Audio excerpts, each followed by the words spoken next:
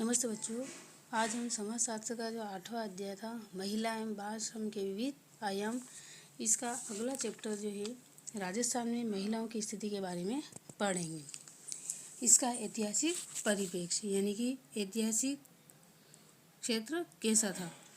वैदिक काल में सभी परिप्रेक्ष्य में महिलाओं की सामाजिक परिस्थिति सम्मानीय थी, यानी कि वैदिक काल में सभी क्षेत्रों में महिलाओं की सामाजिक स्थिति जो थी वो सम्मानित थी, यानी कि सभी जगह उनको सम्मान की दृष्टि से देखा जाता था। धर्मसूत्र, समृद्धि, महाकाव्य व पुराण काल में शहने स्त्रियों की परिस्थिति में गिरावट आती गई, यानी कि पुराण काल में धीरे धीरे इनकी महिलाओं की स्थिति वो धीरे धीरे घटती गई। मध्यकाल में बाल विवाह, प्रदा प्रथा, कन्यावध, सती प्रथा, डाकन प्रथा आदि ने राज्य की महिलाओं को उनके मानवीय अधिकारों से वंचित कर दिया, यानी कि इन सभी कुरीतियों ने उन महिलाओं की मानवीय अधिकार जो थे उनसे वंचित उन्हें कर दिया। राजस्थान में भी भक्ति आंदोलन में समाज में फैली कुप्रथाओं का विरोध किया। जैसे विरोध किया था उनमें से थे मध्यकाल में बाल विवाह, प्रदा प्रथा, कन्यावध, सती प्रथा, डाकन प्रथा आदि ने राज्य की महिलाओं में उनके मानवीय अधिकारों से वंचित कर दिया था। राजस्थान में भी भक्ति आंदोलन में समाज में फैली कुप्रथाओं का विरोध किया गया। इनमें थे संत रैदास, झांबोजी, रामचरण, दादू धन्ना, मीराबाई ने इसमें महत्वपूर्ण योगदान दिया था, यानी इन सभी समाज सेवकों ने इन समाज में फैली बुराइयों को मिटाने का प्रयत्न किया था। फिर ब्रिटिश काल में सामाजिक परिवर्तन के प्रयास, यानी कि ब्रिटिश काल में सामाजिक परिवर्तन के क्या प्रयास किए गए। भारत में ब्रिटिश शासनकाल में राजस्थान में आर्य समाज ने शिक्षा पर विशेष बल देते हुए कन्या विद्यालय खोलकर स्त्रियों की शिक्षा के लिए नवीन द्वार खोले, यानी कि ब्रिटिश शासनकाल में ही राजस्थान में आर्य समाज की स्थापना की गई और उसके अंतर्गत कन्या महाविद्यालय खोल करके स्त्रियों को शिक्षित करने के लिए नए द्वार खोले गए थे। 1853 में उदयपुर राज्य ने डायन प्रथा को अवैध घोषित किया था। देश हितैषिणी सभा तथा वाल्टर राजपूत हितकारिणी सभा ने इस सभा ने क्या किया कि हितकारिणी सभा ने बहुपत्नी विवाह, बाल विवाह, विधवा विवाह निषेध जैसी कुप्रथाओं का विरोध किया।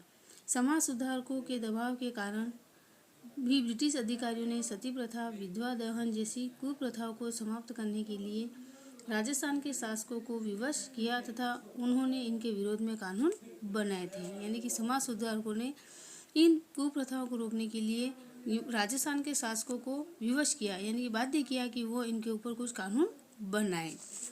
फिर इसके बाद अनेक राज्यों ने कन्यावध प्रथा को भी गैर कानूनी घोषित किया था। फिर स्वतंत्रता के पश्चात राज्य में महिलाओं की स्थिति, यानी कि स्वतंत्रता प्राप्ति के बाद में महिलाओं की स्थिति कैसी थी राज्य में। स्वतंत्रता के पश्चात विभिन्न संवैधानिक व्यवस्थाओं एवं महिलाओं की समानता, सुरक्षा एवं हितों का ध्यान में रखते हुए बने विभिन्न कानूनों ने स्त्री की परिस्थिति को उच्च करने में महत्वपूर्ण भूमिका निभाई थी, यानी कि स्त्रियों के हितों में या उनकी सुरक्षा के लिए, उनके सम्मान के लिए जो कानून बनाए गए थे स्वतंत्रता के बाद, वो उनकी स्थिति को सुधारने में एक महत्वपूर्ण भूमिका के रूप में कार्यरत हुए थे। स्वतंत्रता के पश्चात राजस्थान में महिलाओं की परिस्थिति में परिवर्तन हुआ।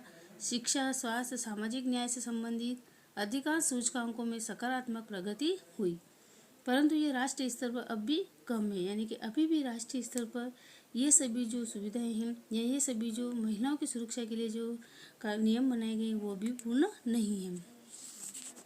राजस्थान में भी महिलाओं के विरुद्ध लैंगिक भेदभाव जीवन के प्रत्येक क्षेत्र में परिलक्षित होता है। बाल विवाह में शहने सुधार हो रहा है। आज राज्य में महिला विवाह की औसत आयु 19.7 वर्ष बढ़ गई है। राज्य में महिला की सुरक्षा एवं संरक्षण के लिए दहेज निरोधक अधिनियम तथा घरेलू हिंसा के सुरक्षा अधिनियम राज्य में बने हुए हैं, यानी कि महिलाओं की सुरक्षा के लिए ये सभी कानून बने हुए हैं। राजस्थान में घरेलू निर्णयों में विवाहित महिलाओं की भूमिका मात्र 22.8% है। ग्रामीण क्षेत्र में ये और भी कम है। उपयुक्त परिस्थितियों के विश्लेषण से स्पष्ट होता है कि स्वास्थ्य, पोषण, बालिका और महिलाओं के कल्याण हेतु राज्य में महिलाओं की स्थिति में सकारात्मक रूप में परिवर्तन आया है। सामाजिक आर्थिक विकास में यद्यपि राज्य की महिलाओं की वृद्धि हुई है, परंतु लैंगिक असमानता प्रत्येक क्षेत्र में आज भी दृष्टिगोचर होती है। यानी कि आज भी महिलाओं की स्थिति को सुधारने के कानून बनाए जा रहे हैं।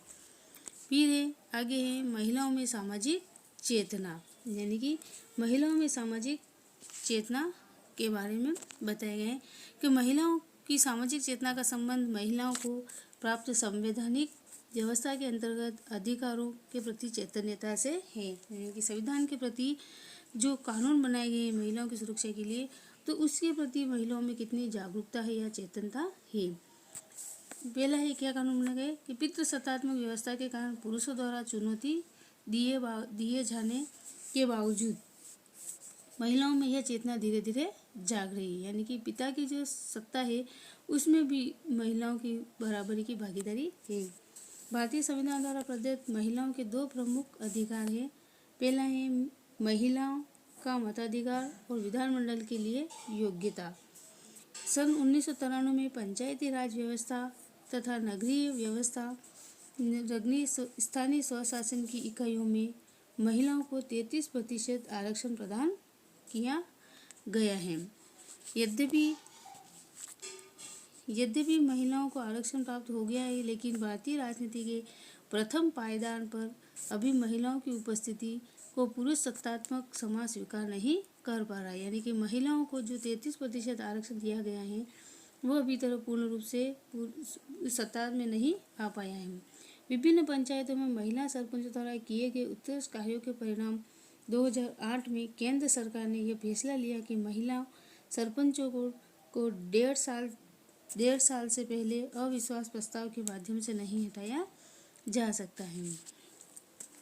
फिर आई अपने मताधिकार का प्रयोग करने वाली महिलाएं अपने मत को जानती हैं और महिला मतदाता उन प्रतिनिधियों को अपना मत देना परम कर्तव्य समझते हैं जो सामाजिक बुराई के विरुद्ध है।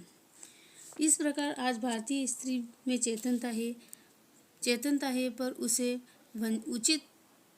उचित मार्गदर्शन की आवश्यकता है। महिलाएं अपने अधिकारों को लेकर चेतन है और इसकी प्राप्ति के लिए वह न्यायालय का दरवाजा खटखटाने से नहीं हिचक जाती हैं। महिलाओं को इनके लिए संघर्ष करना पड़ता है क्योंकि निर्णय लेने की क्षमता पर वर्षों से पुरुषों ने अपना एकाधिकार माना है। अतः यह स्पष्ट है कि राजनीतिक और आर्थिक अधिकारों को लेकर संघर्ष करती भारतीय महिलाएं सामाजिक अधिकारों के प्रति जागरूक है। वह समाज में व्याप्त कुरीतियाँ, बाल विवाह, यानी कि महिलाओं को पता है कि समाज में प्राप्त कुरीतियाँ, बाल विवाह प्रथा, खुले में शौच की प्रथा आदि का पुरजोर विरोध कर रही है। इसका परिणाम यह हुआ कि 18 साल या उससे कम उम्र में बेटियों के विवाह के मामले में गिरावट आई। युवतियों की शादी अब 20 से 24 के मध्य हो रही है। यानी कि उस चेतना के कारण महिलाओं की जो शादी की उम्र है उसको बढ़ा दी गई और वो भी उसके लिए तैयार हुई। महिलाओं के पास स्वयं का बैंक खाता होना उसकी सामाजिक चेतना का एक बड़ा सूचक है। महिलाएं घर या जमीन का मालिक बन रही हैं। जिन राज्यों में महिला साक्षरता का स्तर बढ़ा है वहाँ स्वास्थ्य, निर्णय क्षमता और बाल विवाह, घरेलू हिंसा जैसी कुरीतियों में कमी आई है। यानी कि ये सभी महिलाओं की चेतना के कारण संभव हो पाए हैं। फिर है राजस्थान में बालिका शिक्षा। राजस्थान में बालिका शिक्षा की ऐतिहासिक पृष्ठभूमि, यानी कि बालिकाओं को या महिलाओं को शिक्षित करने के लिए राज्य सरकार ने क्या नियम बनाए हैं।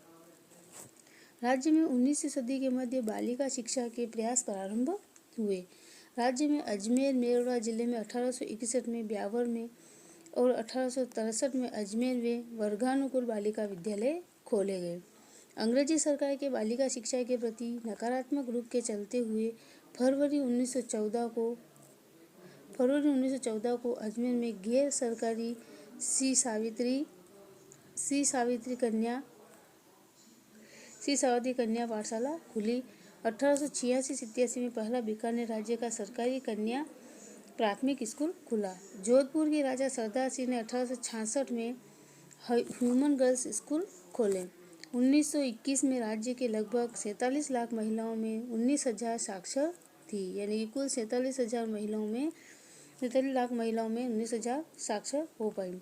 1944 में जयपुर शहर में महारानी कॉलेज की स्थापना हुई। मेवाड़ अंचल भैरूलाल जी गेलड़ा ने सन 1961 में राजस्थान महाविद्यालय की स्थापना की। सन 1935 में वनस्थली विद्यापीठ की स्थापना की गई। फिर स्वतंत्रता के पश्चात राजस्थान में बालिका शिक्षा की स्थिति।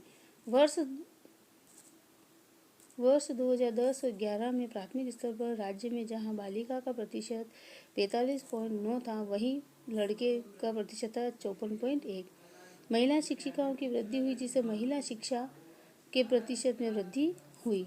राज्य में अभी भी महिला साक्षरता दर केवल 52.66% है। भारत की महिला साक्षरता दर की औसत 65.54% से कम है। राज्य में बालिका शिक्षा हेतु सरकार की योजनाएं, यानी कि सरकार के द्वारा क्या योजनाएं बनाई गई हैं। राजस्थान में बालिकाओं की शिक्षा के लिए कुछ प्रमुख योजनाओं को विगत दशकों में बालिका शिक्षा के लिए लागू किया गया है। पहला है विशेष योग्यजन छात्रवृत्ति योजना, यानी कि छात्रवृत्ति प्रदान करना।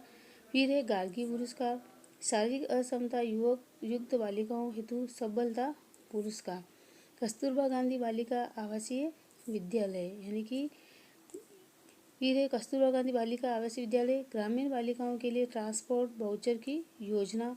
75% या इससे अधिक अंक लाने वाले छात्रों को प्रोत्साहन योजना। मुख्यमंत्री उच्च शिक्षा छात्रवृत्ति योजना, यानी कि ये सभी योजनाएं जो हैं सरकार के द्वारा बनाई गई हैं। फिर है छात्राओं के लिए निःशुल्क साइकिल वितरण योजना, यानी कि बालिका शिक्षा को आगे बढ़ाने के लिए, उनको प्रोत्साहित करने के लिए सरकार द्वारा ये प्रयास किए जा रहे हैं।